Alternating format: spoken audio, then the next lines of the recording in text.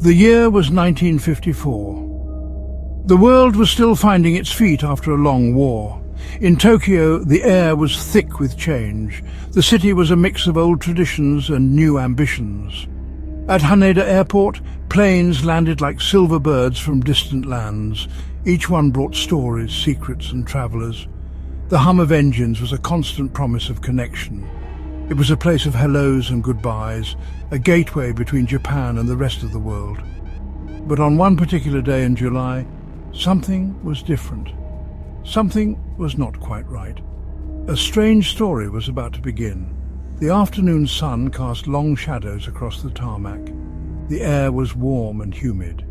Inside the terminal, the sounds were a familiar symphony. The clatter of luggage carts, the murmur of different languages, the steady stamp of official documents.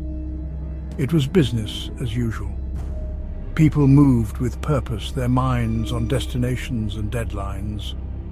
They were unaware that they were standing on the edge of a mystery, one that would puzzle people for decades to come. A mystery that challenges what we think we know about our world. The story of a man who seemed to have stepped out of a dream. He arrived like any other passenger, a lone traveler stepping off a flight from Europe. He moved with a quiet confidence. He carried a briefcase. He wore a neat suit. There was nothing about him that screamed for attention. He was just another face in the crowd, another soul passing through the busy airport. Yet destiny had chosen him for a very unusual role. He was about to become the center of a baffling event, an event that would leave officials scratching their heads. He was about to present a puzzle with no solution. The line at customs moved slowly but steadily. Each person presented their papers. Their identities were checked, their reasons for travel confirmed. It was a routine process, a necessary part of international travel. But when this man reached the front of the line, the routine was broken. The simple act of stamping a passport became an impossible task. The official looked at the document, then looked at the man. Then he looked at the document again. The world, for a moment, seemed to hold its breath. A simple piece of paper was about to open a door to the unknown. The customs officer held the passport in his hand. It felt real. The leather cover was worn, just like a well-traveled document should be. The pages were filled with stamps from many countries, France, Germany, Italy. The man had clearly traveled a lot. But there was one big problem. The country that issued the passport, the name printed in bold letters was Todd. The officer had never heard of it. He checked his official list of recognized nations. The name was not there. Todd did not exist. It was a country from nowhere. The man himself was calm. He was a Caucasian man of middle age. He had a short beard and a serious expression. He was dressed in a business suit that looked perfectly normal. He spoke several languages fluently, including Japanese. When the officer questioned him, he answered without hesitation. He was a businessman, he explained. He was in Japan for a meeting. He had been doing this for 5 years. His company was a well-known international firm. Everything he said sounded plausible. Everything except for the name of his home country. He looked genuinely surprised by the confusion. To him, Torred was a real place. He pointed to it on a map he carried. It was located between France and Spain. But on the official maps in the airport office, that area was the small principality of Andorra. When the officials showed him their map, he became agitated. He insisted his map was correct. He claimed Torred had existed for over 1,000 years. His passport, filled with legitimate-looking visas from all over the world, supported his story. The ink was real. The stamps were from real places. The passport was a work of art, if it was a fake. But it didn't look like a forgery. It looked authentic. It had the weight and feel of a government-issued document. It contained currency from several European countries. He even had a driver's license from Torred. Every piece of evidence he carried pointed to a place that was not on any map. The officials were stumped. They had seen forged documents before, but this was different. This man truly believed he was from Taured, and he had the papers to prove it. The situation grew more complex. The officials decided to dig deeper. They asked the man about his company. He gave them the name. They tried to find it in the Tokyo business directory. There was no record of it. They asked for the name of the hotel where he had a reservation. He provided it. They called the hotel. The staff had no reservation under his name. Every detail he provided led to a dead end. It was as if his entire reality did not match theirs. He was a ghost in their system. He spoke with a frustrating calmness. He laid out the details of his business trip. He named the people he was supposed to meet. The officials checked those names too. The people existed, but they had never heard of the man from Taured. They had no knowledge of his company or any scheduled meeting. The man's story was like a house of cards. Each card they touched caused a part of it to fall. Yet the man himself remained firm. He was not lying. He was simply telling his truth. A truth from a world that was slightly different from ours. The man was becoming more and more confused. He could not understand why nothing he said could be verified. For him, this was a routine business trip, one he had made several times before. He even showed them the previous Japanese visa stamps in his passport from past visits. The stamps looked authentic. They had the right markings, the right dates. But there was no record of his previous entries in the airport's official logs. It was a paradox. Evidence of past visits existed in his passport, but not in their reality. The officials were at a loss. Was he a very clever spy? Was he a madman with an elaborate delusion? Or was he something else entirely? The mystery deepened with every question. The more they learned, the less they understood. He was a man with a past, but his past did not exist here. He had a destination, but his destination was a phantom. He was a man out of place, a visitor not just from another country, but perhaps from another world altogether. Hours passed. The sun began to set, painting the sky in shades of orange and purple. The airport was still busy, but a small, quiet room had become the center of an impossible puzzle. The man from Taured was now in a formal interrogation. Senior immigration officials and police officers were present. They questioned him again and again. They asked about his family, his childhood, his home. He answered every question patiently. He described the geography of Taured, its government, its history. His knowledge was detailed and consistent. He never lost his composure. He was not angry or scared, just deeply puzzled. He insisted that Andorra was a small region next to his country, but Taured was the main nation there. He spoke French, and when asked where he learned it, he replied that it was the main language of his country. This matched the location he pointed to on the map. He seemed to be a man of logic and reason, but his logic was based on a different set of facts. Facts that belonged to his world, not this one. The officials brought in a larger, more detailed map of the world. They asked him once more to point out his country. With a steady hand, he pointed to the area of Andorra. He seemed frustrated that they could not see what was so obvious to him. For the officials, it was like arguing with a man who claimed the sky was green. His conviction was unshakable. He was not trying to deceive them. He was trying to make them understand. He was lost, and he was looking for a way back to a place they could not find. As the night wore on, fatigue began to set in. The man's calm demeanor started to crack. He was tired and distressed. He was a long way from home, in a place that looked familiar but was fundamentally wrong. The officials, too, were exhausted. They had no protocol for this. There was no box to tick for visitor from a non-existent country. They had a man with a valid-looking passport from an invalid nation, a man who was either a brilliant liar or the most unusual traveler they had ever met. A decision was made. The man could not be released, but he also could not be formally arrested. He had committed no crime, he was simply an anomaly. The authorities decided to detain him temporarily. They needed time to investigate further. They booked a room for him at a nearby hotel. It was, well, a practical solution to an impractical problem. They would place him under guard. They would try to solve this puzzle in the morning.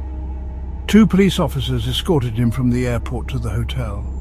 They took his documents for safekeeping, his passport from Taured, his strange currency, his driver's license. All his connections to his world were locked away in a safe at the airport. The man was cooperative. He seemed to understand their position, even if he didn't understand the reason for it. He was taken to a room on a high floor. The room had only one entrance. The window did not open and looked out over a busy city street far below. The guards were posted outside the door. They were instructed not to let him leave. They were to stay there all night. The hotel was a modern building for its time. The walls were solid. The door was locked from the outside. There was no balcony. There was no other way out. It was a secure location, a perfect place to hold a man until the sun rose again. The officials believed that in the light of a new day, they would find some answers. They hoped a good night's rest would bring clarity. The night was long and quiet. The guards stood watch, their presence a silent promise that the man would be there in the morning. The city of Tokyo hummed below, a vast and sprawling metropolis full of millions of lives.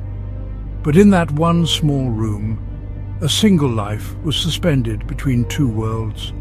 The man from Taured was alone with his thoughts, alone with the reality that his home, his life, his entire existence was, in this place, nothing more than a fiction. The morning came. The sun rose over Tokyo, its light chasing away the shadows of the night. It was time to face the mystery again. The senior official from the airport arrived at the hotel. He expected to continue the interrogation.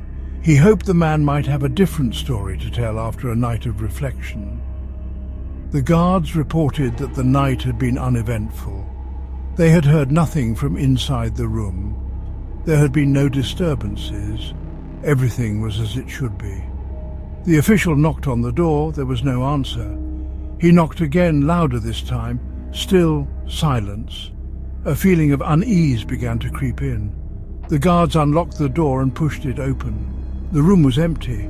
The bed had not been slept in. The man was gone. They checked the small bathroom. It was empty too. They looked at the window. It was still locked from the inside. There was no way anyone could have opened it, climbed out and survived the fall. Panic set in. How could he have disappeared? The guards had been outside the door all night. They swore that no one had entered or left the room. It was impossible. They searched every inch of the room. There were no hidden panels, no secret passages. It was a standard hotel room, a box with one door and one sealed window. A man had been placed inside that box, and now the box was empty. He had vanished into thin air.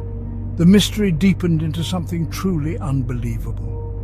Not only had the man appeared from nowhere, but he had also disappeared into nowhere. And that was not all. All of his personal belongings, which had been locked in a secure office at the airport, were also gone. The passport from Taured, the driver's license, the strange currency. Every piece of physical evidence that proved he had ever existed had vanished along with him. It was as if the universe had corrected an error, as if the man from Taured had never been there at all. What happened to the man from Taured? Where did he go? The official report was never made public. The story became a legend, whispered among airport staff and police officers. A ghost story for the modern age. But for those who seek to understand the universe, the story offers tantalizing possibilities. One of the most popular theories is that of interdimensional travel. Perhaps the man did not come from a different country, but from a different dimension, a parallel Earth. Imagine a universe of infinite possibilities, a reality where history took a slightly different path. In his world, perhaps the nation of Taured did exist for 1,000 years. It was a powerful and established country. By some strange cosmic accident, a glitch in the fabric of space-time, he slipped from his dimension into ours. He landed in a world that was almost identical to his own. But the small differences, like the existence of his country, made his presence here an impossibility. He was an echo from another place. This idea is rooted in theoretical physics. The concept of a multiverse or parallel worlds suggests that our universe is just one of many. These worlds could be separated by a thin veil. Occasionally, could a person accidentally cross that veil? The man's confusion, his genuine belief in his own world, supports this idea. He wasn't lying. He was simply describing the world he knew. A world that was real to him, but a fantasy to us. His disappearance could be the universe correcting itself, pulling him back to his original dimension. The vanishing of his documents adds another layer to this theory. If he slipped between dimensions, perhaps the objects connected to his reality were pulled back with him. They were part of his world's data and could not remain in ours. It's a mind-bending idea. It challenges our understanding of reality itself. It suggests that the world we see is not the only one, and that sometimes, for a brief moment, the walls between these worlds can become thin enough for someone to pass through. Of course, there are more down-to-earth explanations. The year was 1954. The Cold War was in full swing. Espionage was a deadly game played in the shadows. Tokyo was a hotbed of international intrigue. Could the man from Taured have been a spy? A secret agent with a very clever cover story? Perhaps Taured was a code word, a signal to a contact who never showed up. His elaborate story could have been a pre-rehearsed legend. If he was a spy, he was a very good one. His performance was flawless. He never broke character. His documents, though from a fictional country, were expertly crafted, good enough to cause confusion rather than immediate dismissal. His story was so bizarre that it was almost believable. Who would make up something so strange? It was the perfect diversion. While officials were busy trying to figure out where Taured was, they might have been missing the real clues. His disappearance from the hotel room could also be explained by espionage. Perhaps he was not alone. Perhaps he had accomplices, skilled operatives who could bypass guards and lock doors, people trained in the art of disappearance. They could have extracted him from the room without leaving a trace. The vanishing of his documents from the airport safe could also be the work of a highly organized team, a professional operation to erase all evidence of their agent's existence. But this theory has its own problems. Why such a strange and complicated cover story?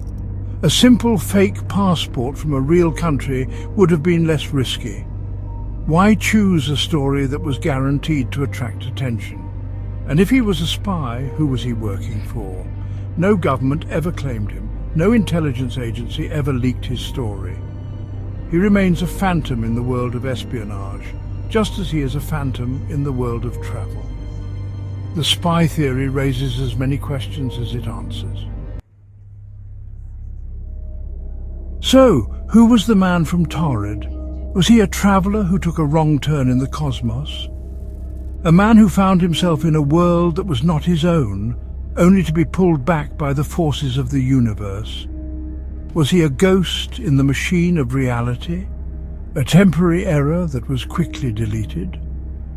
Or was he a master spy, playing a role in the great game of nations, a man so skilled that he could vanish without a trace, leaving behind only a legend? We are left with fragments of a story, a puzzle with missing pieces. The officials at Haneda Airport were left with an impossible memory. The guards at the hotel were left with a locked room and an unshakable feeling that they had witnessed a miracle or a magic trick. The story itself has become a modern myth. A tale told to remind us that the world is still full of mystery. It whispers to us that not everything can be explained. Not everything fits neatly into the boxes of our understanding. There are things that lie just beyond the edge of our maps. We live our lives on a small island of knowledge, surrounded by a vast ocean of the unknown. We build our theories and our beliefs on solid ground. But sometimes a wave from that ocean crashes onto our shore. It brings with it a strange piece of driftwood, a message in a bottle from a place we never knew existed. The man from Taured was one such wave. He washed up on the shores of our reality for a brief moment, leaving behind a story that defies easy explanation. He left us with no answers, only questions. His tale haunts the quiet corners of history, a footnote in the grand story of humanity. It asks us to consider the possibility of the impossible. It forces us to wonder about the nature of our own existence. We may never know if he made it home to his beloved Taured, or if he is still drifting between worlds, a lost soul searching for a place that no longer exists for him. And so we are left with the most unsettling question of all. Was he a man who fell into our world, or was he a glimpse of a world we were never meant to see?